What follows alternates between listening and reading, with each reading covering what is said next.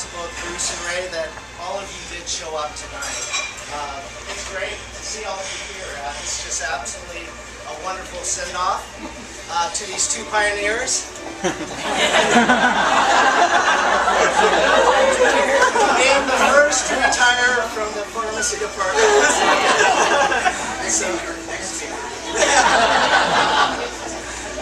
But I know you didn't come just because they are the first to retire, but it's because of the friendships you've had with them, all that they've done to put into your life, just all the great things, experiences you've had over the years.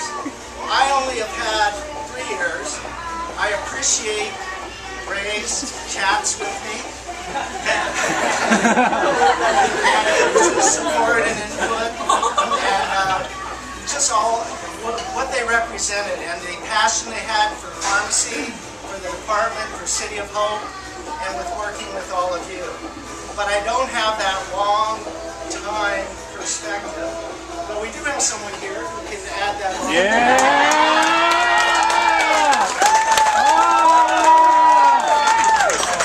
Come on, Bobby! Bobby!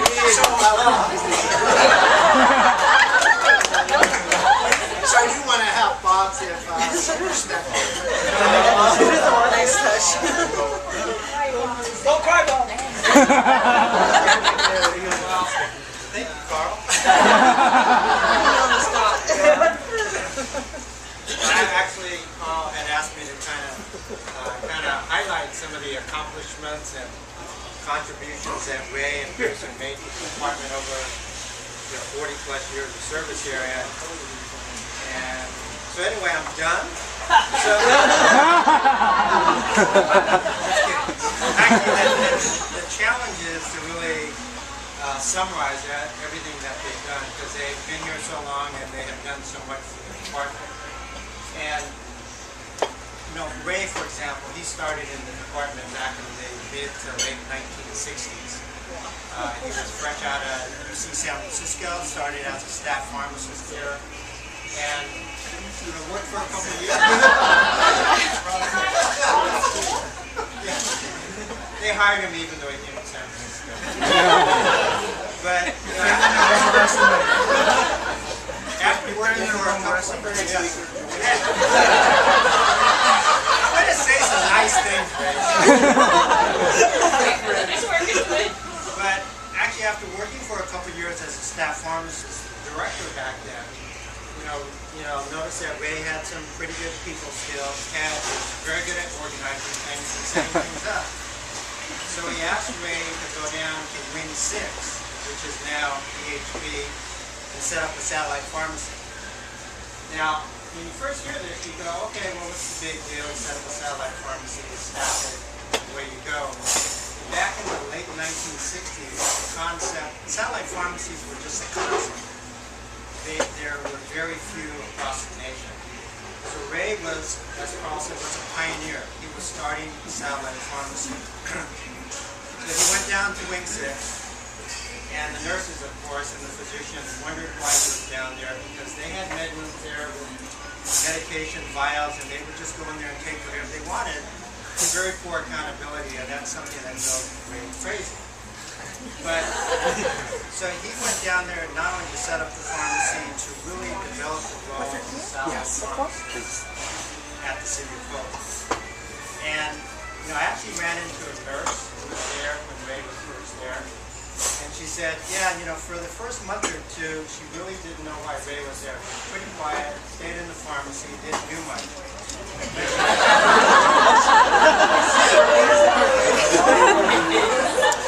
But she said, the thing that she remembers is that the first hour or two of every day, he would be out there talking to the nurses, talking to the physicians, showing them pictures of his latest fishing trip.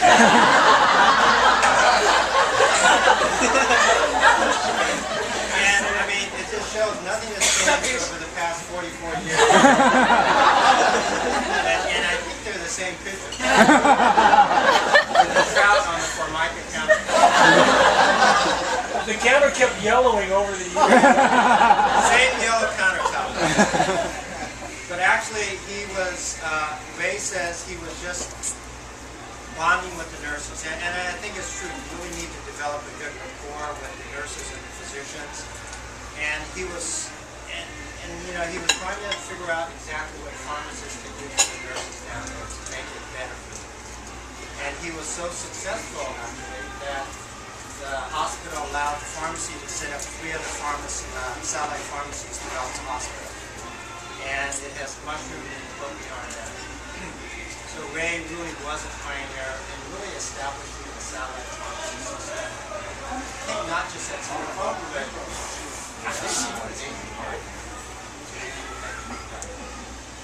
now, shortly after that, the director realized that Ray was actually pretty gifted. He got promoted to assistant director. And he was assistant director of the department for about 5 or 6 years. But then, I think in the late 1970s, he decided to go to UCLA, and where he was an assistant director there, and I believe for sterile products. Is that what it was, right? He doesn't